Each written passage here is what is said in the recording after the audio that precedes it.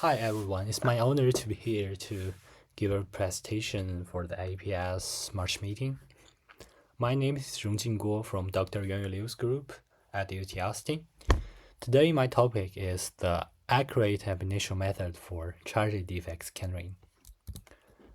So today I will introduce some background, include the electron scattering materials, and I will introduce our method. The kernel is descreen and rescreen using the linear response approach. To demonstrate our method, I will show some applications such as the descreening and rescreening process for the -1 surface vacancy in two-dimensional MOS2 as an example. And I will show you the comparison between the neutral defect and the charge defect. In the end, I will show the perspective of our method. So firstly, let's begin from the background. As you may know, the electron scattering can be expressed by the matrix element. The matrix element includes the final state, the initial state, and the perturbation potential. And the perturbation potential is coming from the scattering sources, including lattice or phonon or disorder. As you can see, there is lots of disorder, lots of types of disorder. But here we focus on the electron defect scattering. The electron defect scattering matrix can be rewrite as this one, and the perturbation potential is coming from the electron defect interaction. This kind of matrix element can be calculated using the supercell approach proposed by Dr. Marco Bonatti. This approach can allow us to use the primitive cells data, which is the wave function and band structure calculated from the primitive cell, and the supercell calculated perturbation potential to be the DFT inputs to calculate the matrix elements. And then using the matrix elements, we can calculate the relaxation time or the mobility. Here we introduce the charge defect instead of the neutral defect. For the charge defect, is formed from the increasing of the free carrier concentration. At the neutral state, the defect level is unoccupied, so the whole system is charge neutral. But as the free carrier increased, the Fermi level would be increased, so the defect level would be occupied, so the whole system become charged. So the defect states would be charged states. So for the charge defect, the perturbation potentials components has some feature. Let's say so for the first two term, the ironic contributed term and the exchange correlation potential contributed term. This two term is short range, so we can use the same way as the neutral defect to calculate. But for the long range term, the hardship potential, this term is long range due to the long range feature of the column interaction. So this term is hard to converge in a small supercell, which is avoidable by the DFT. In this case, we need to do some approximation and use some screening model to make this approximation. So previous approximation for the charge defect or the impurity has several assumptions. These two is the two mainly approximations, which is the point charge approximation and macroscopic dielectric continuum approximation. And this too is not accurate for two-dimensional materials.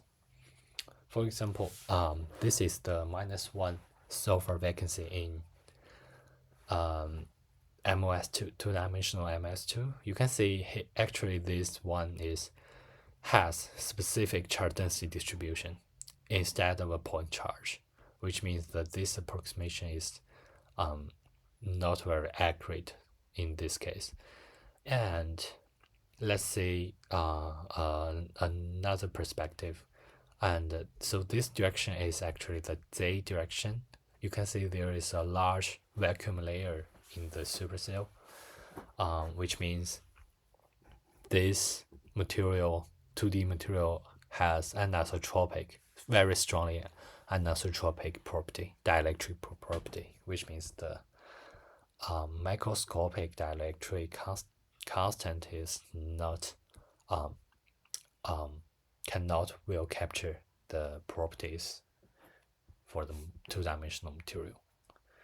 So in our new method, we try to introduce the real charge density of the defect and using the dielectric function with the local field effect to fit this approximation. It should be noted that previous calculation is within the first Born approximation, which means we only consider one single defect scattering in the material. But actually, in real material, there is must have multiple defect scatterings. So we need to use the T matrix approach to consider this kind of scatterings, and this feature is still under development. So this one is our workflow of our method.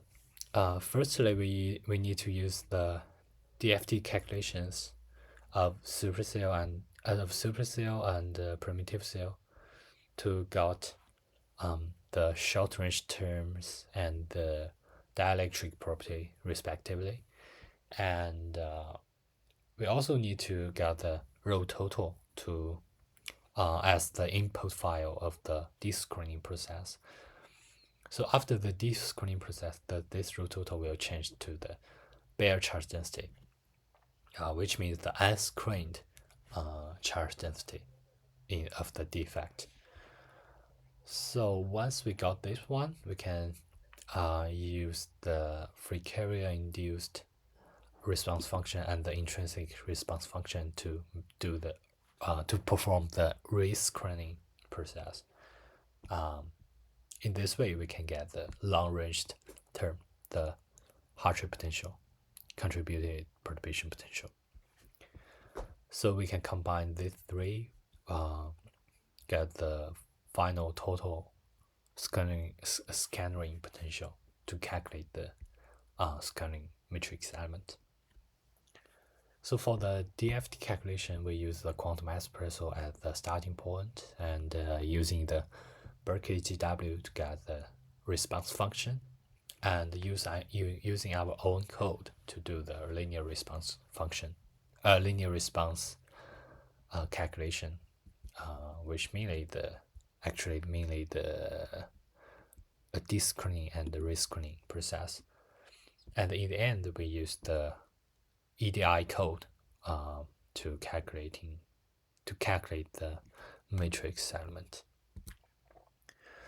The kernel of our approach is the descreening and the rescreening using the linear response approach.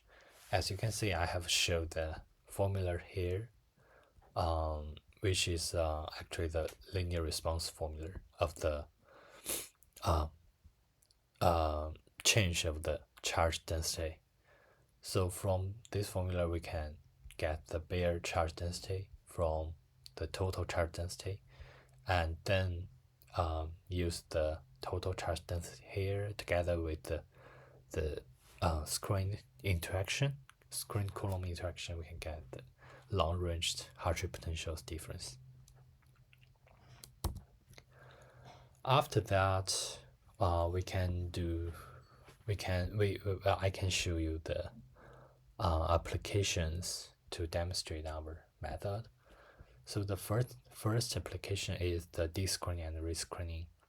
So here I use the 6x6 supercell. Is a relatively small supercell to do the descreening process. The result is here. In this figure, the x-axis is the distance from the defect center, and the y-axis is the charge density. As you can see, the bare charge density has very localized feature, and however, the total charge density is much more localized than the bare charge density. This means we can use a small supercell to capture the bare charge densities feature because it's very localized. So after that, we perform our rescreening process in a relatively large supercell, but still use the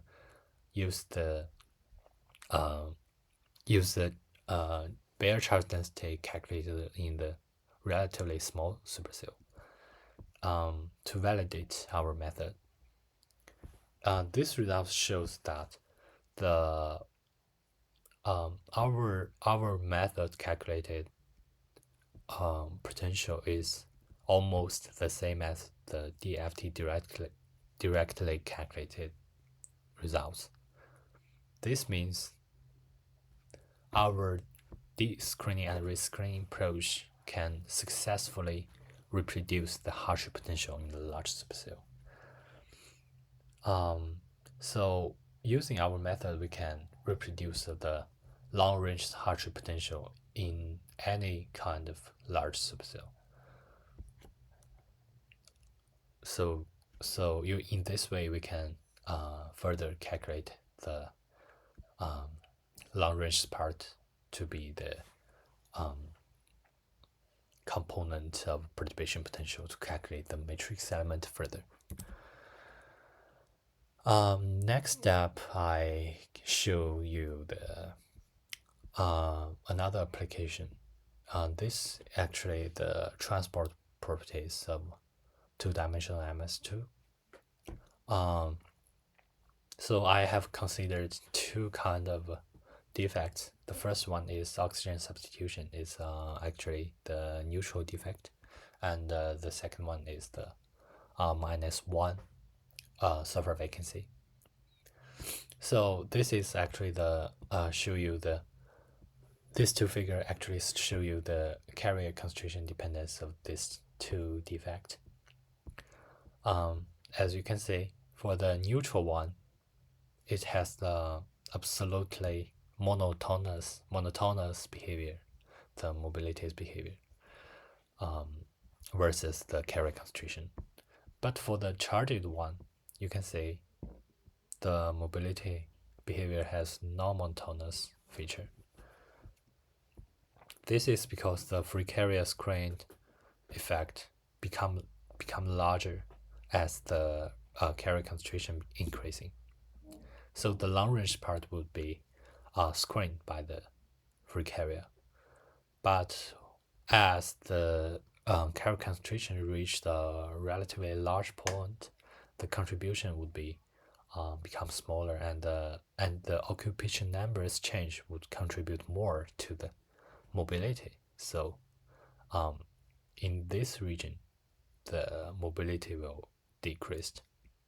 So the reason is the same for the neutral defect. And these two figures show you the temperature dependence of different defect limited mobility. We have used the exponential function to fit the mobility's behavior versus the temperature, and it can be concluded that the -1 surface vacancy has a stronger temperature dependence than the neutral defect, especially at the lower carrier concentration and lower temperature. In the end, I wanna show some perspective of my method.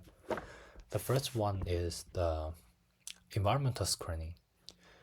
For example, because the substrate and the encapsulate material can change the environmental screening. So the environmental screening can further change the perturbation potential of the charge defect. So actually it's very important. It's a very important thing case we need to consider that what kind of substrate or encapsulate material can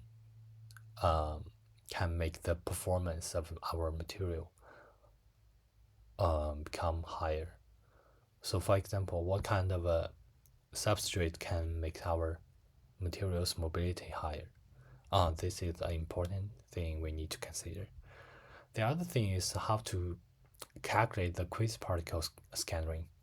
Yeah, because as I mentioned before, we only use the first order Born approximation to calculate the transport property, which means we only consider the single defect scattering. But for the multiple defect scattering, we need to use the T-matrix approach, and we maybe also need to use some higher order approach such as the GW perturbation theory to capture the many-body effects in the electron defect scattering. The other thing is we can accurately calculate the charge defect assisted optical absorption, since we can provide more accurate charge defect scattering matrix element. In the end, I want to share our codes, the electron defect interaction. This code for now has two features. The first one is the charge neutral point defect. It can provide you the EDI matrix and use that to calculate some other properties, and such as the mobility and conductivity. The other feature is for the surface scattering. We can use this code to calculate the spatial resolved carrier mobility or the conductivity of a slab. In the future, I will organize our